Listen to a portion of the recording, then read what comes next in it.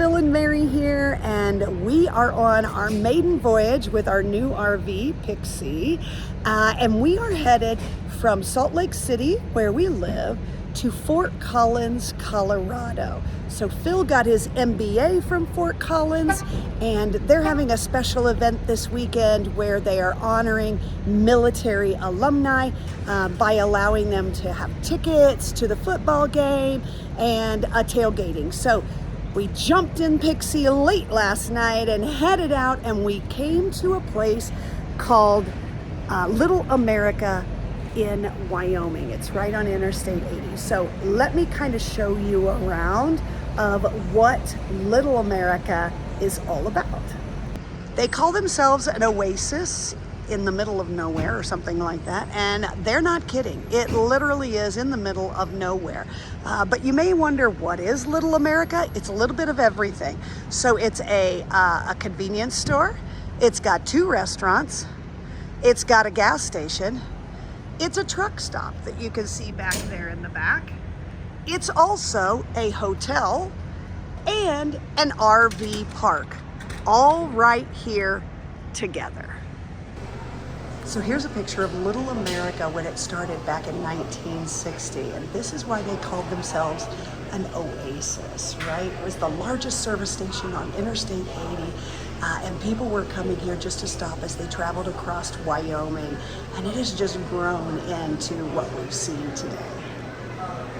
So I want to show you the showers. So there is a row of them here, and you just come over, you select the one that you want, you come inside, and it's really quite nice. I mean, Phil and I were planning on taking up 2 showers, but we decided we'd just use one since it's so nice. You have this really great dressing area out here. In this area in here, you have your toilet, you have your shower, you have your sink. Really clean, really nice, super little place right here at Little America in Wyoming. So I'm just going to show you a little bit of the area here at Little America. Now we're walking from the showers back to the campground area, and it's gorgeous this time of year. The leaves are turning.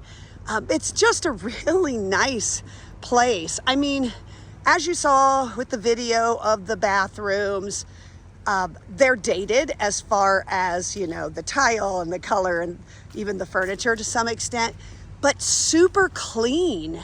I mean, I think it was probably the original stuff from when this place was built, but this is the campground.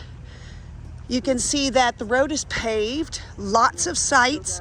The sites are long. I mean, it's a back-end site, the one that we have, but it's like 40 some feet long. They're all gravel sites, but there is water, electric, sewage at each site. There are a few pull-throughs that you can see right here in the middle. And I'll tell you, you can tell that this campground is primarily one for people who are passing through. But here it is. This is the campground area, and we'll show you some of the other amenities here in just a minute. Yeah.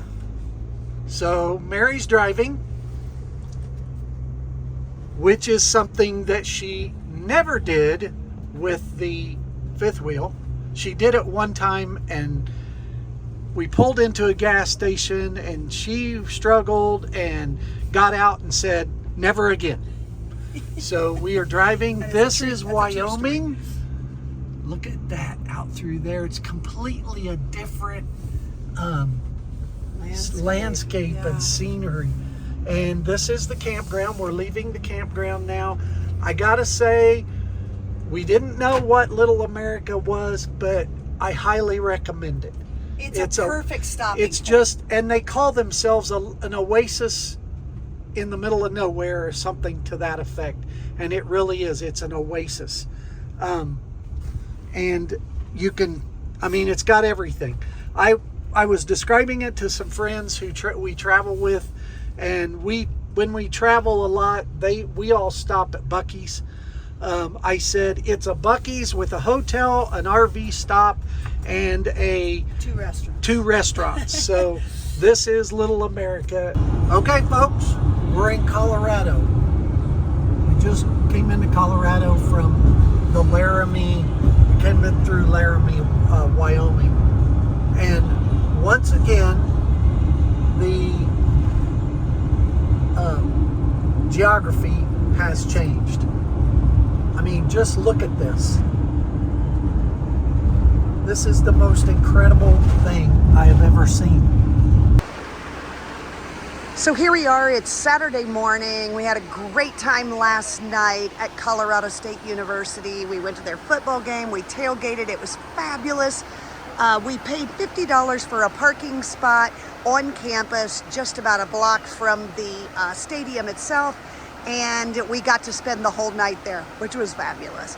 Now we are at Roosevelt National Forest, and just wanted to stop here. We pulled up on the side of the road, and I just want to give you a sense of this. It is just gorgeous.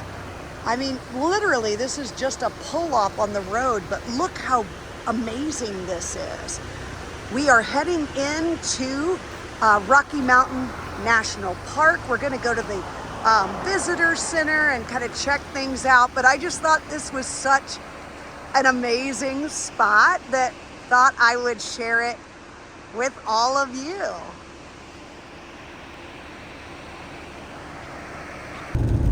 So we are still on this drive headed to the Rocky Mountain National Park. Get those wipers for me again there, Phil. Perfect. And just look at that view. Oh, gorgeous. So we just came into the town of Estes Park, Colorado, and heading on into the Estes Park portion of the national park. But this scenery is just incredible. The road up here is beautiful. It is curvy, and I think the average speed limit is about 40 miles an hour. They do have some spaces where they give you 2 lanes, so slower vehicles can move over and faster vehicles can go around them. But I'll be honest with you, anybody who's in a hurry to drive this road is missing something amazing. So this is downtown Estes Park. And it's everything I would imagine that like a ski town, mountain town would look like. Just really cool, fun little downtown area with shops and restaurants and hiking gear and everything you can imagine. Fly fishing, yeah. Everything that would be sort of indigenous to this area, you can find it right here in downtown Estes Park. So here's a few more of these shops. They just are so cool. Neat names. Jerky shops. Places called the Fat Bear. Just a really cool downtown area here in Estes Park. I will tell you that I'm sure during its peak, even today when it's kind of a rainy gray day, there's quite a bit of traffic coming through Estes Park. But just be prepared to kind of take your time and soak it in. So if looking at mountains over and over and over are not your thing, this video might get a little tedious for you. But for me, there is not enough views of the mountain that could ever make me tire of it. So here we are going into the Rocky Mountain National Park. There's the sign. It's official. We are now coming in. And Phil, what's the name of this? Oh, This is Beaver. Is it Beaver Creek? Beaver, not Beaver Creek. It's Beaver something. Oh, it's Beaver Meadows Visitor Center. Beaver Meadows Visitor Center of the Rocky Mountain National Park. Now, because of the government shutdown, this park visitor center is not staffed. You can still come in, you can look around. The park is open, you can get into it. The bathrooms are the open. bathrooms are available, but you can't get inside. There is only one visitor center at Rocky Mountain National Park that's open right now, and that is Falls River, something Falls. We're gonna head over there next. The only reason it is open is because it's actually run by the Rocky Mountain Conservancy and not the National Park Service. Falls River Visitor Center. Falls River Visitor Center, there you go. But we're just standing here kind of looking around, and this view is gorgeous. I'm gonna zoom in a little. I know I lose some of my audio when I do this, but I want you to just see these amazing mountains. And just so you know, you can't even see the peak of those because of the cloud cover. I'm gonna swing over here and let you look at these two.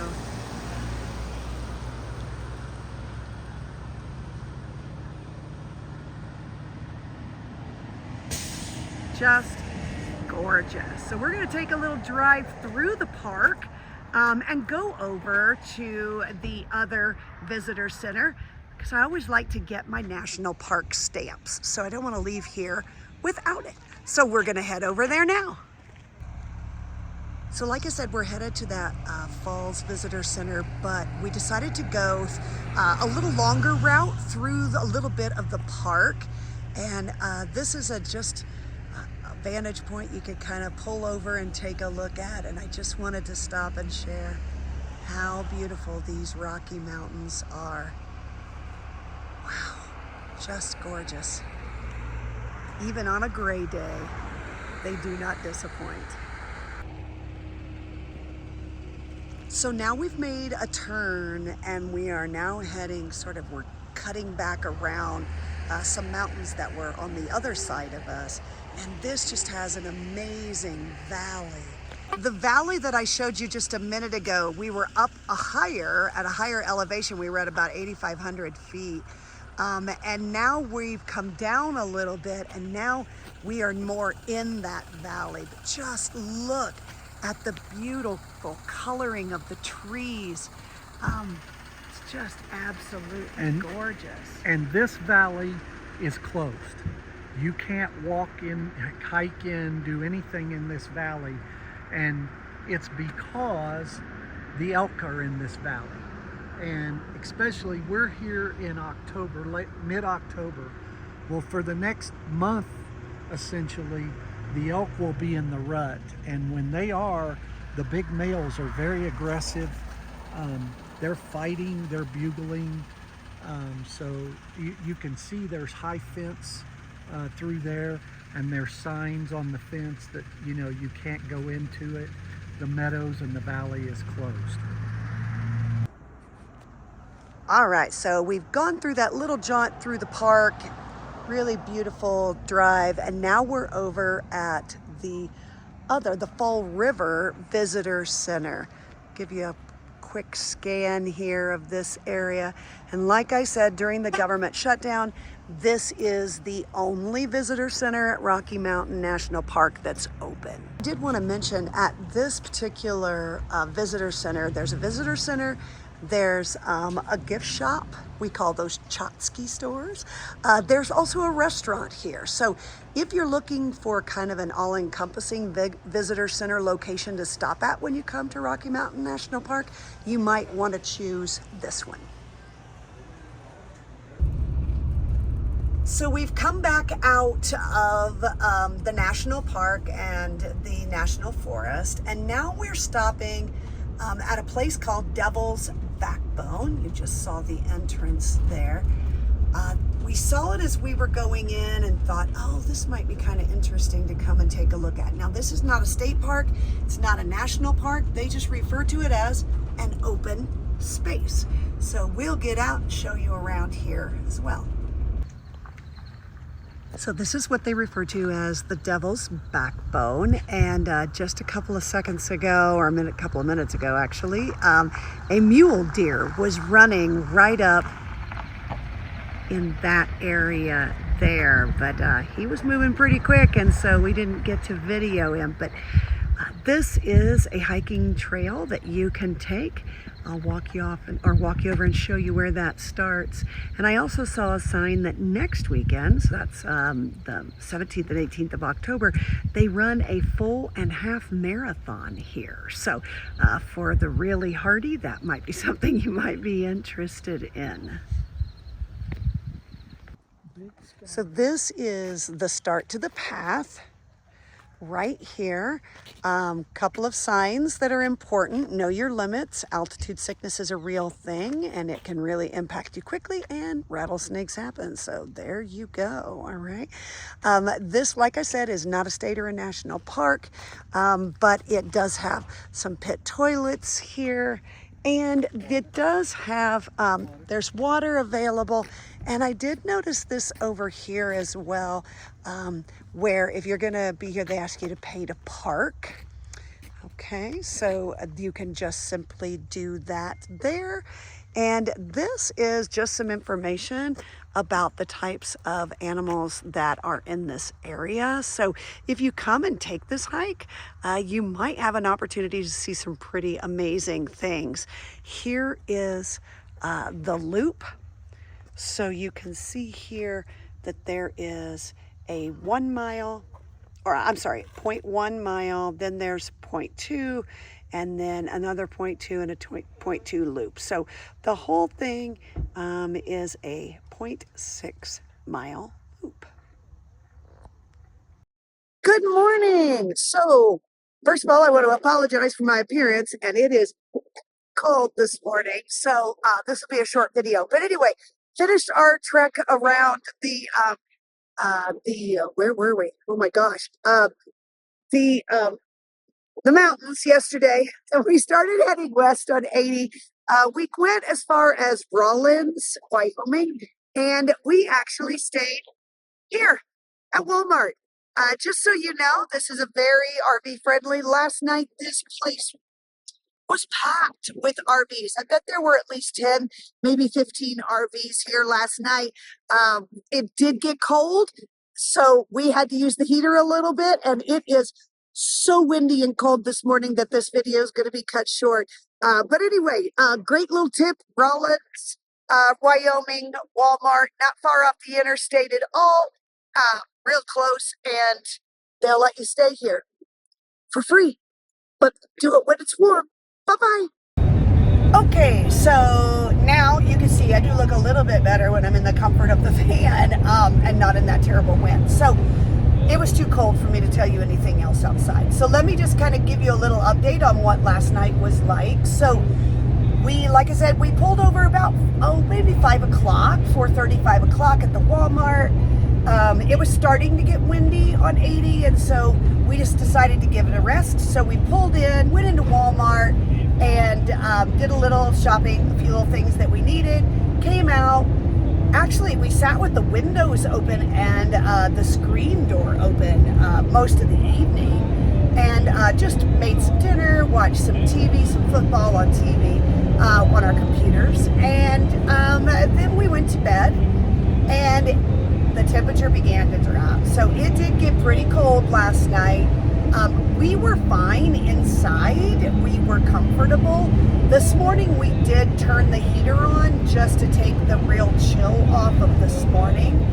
And and that worked great. No problems there.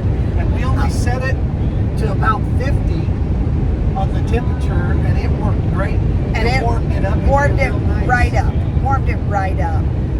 But in the night it did rain, and the temperature did drop. And when we woke up this morning, we were driving along and we looked over at the mountains to the south, and sure enough, they have snow on them that they did not have last night. So obviously that precipitation that we got in rain equaled snow in the mountains. But yeah, so it was a great night, no issues at all. Like I said, there were probably at least 15 RVs there. But it was quiet, it was comfortable. Nobody at Walmart cared that we were all there. And so it was a really great place to stop. It also does show up on the Boondock app. Here at Rawlins, there's the Walmart shows up and the Tractor Supply shows up on the boondock. So there you go. Now I will tell you, this is mid-October, and we are traveling west on Interstate 80. And this morning there was a high-profile wind warning. So any vehicle that's high-profile, if you are a really tall RV, going down 80, you got to be careful because this wind is legit. Also, on the Apple Maps, if you have that up, it will pop up and say high wind warning.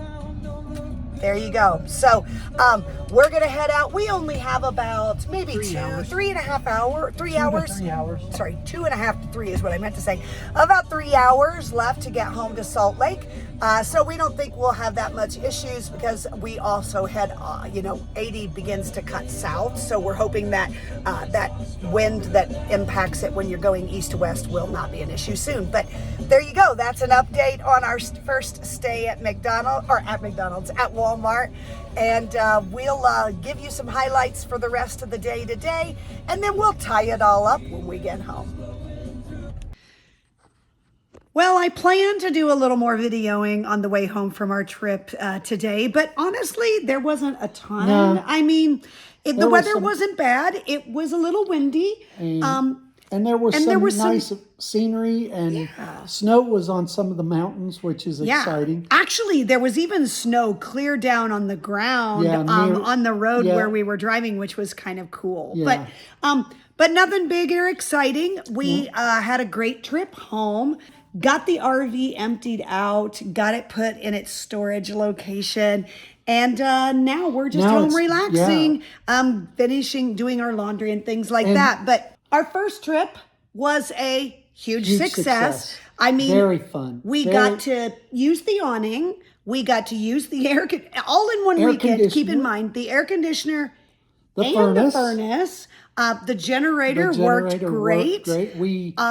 So the maiden voyage of the new RV was perfect. Spot on. It was everything we wanted it to be. In fact, we were talking on the way home today going, okay, now that we've spent a weekend and are done our first trip, what was sort of our general impressions? And we love it. Hands down, best decision we've made. The RV, the unit did not disappoint. No. It handled great on the road. It gave us everything we wanted. And no problems. Yeah, it gave us everything we wanted in this new season of life. And now we can't wait to head out on the road again next weekend. So keep watching our videos because our videos for the next foreseeable future are going to be all about two main things. Number one, national and state parks, and giving you a little bit of information about those. So you're going to want to check into that. And then the second thing it's going to be about is really just giving you information about the Coachman Pixel and how do we do things on that, much like we did with the Jayco. We'll show you some real nuts and bolts. That'll be Phil's department, and I'll be the camera woman. So. And I don't have to drive all the time. There you go. Phil's loving this part of it. Princess occasionally. There you go. It was fabulous. It's just fabulous. We had a great time. Yeah. So keep watching. The videos should be coming a little more consistently than they have in the past. But as always, we're Hendrick home on the highway, and we'll see you down the road.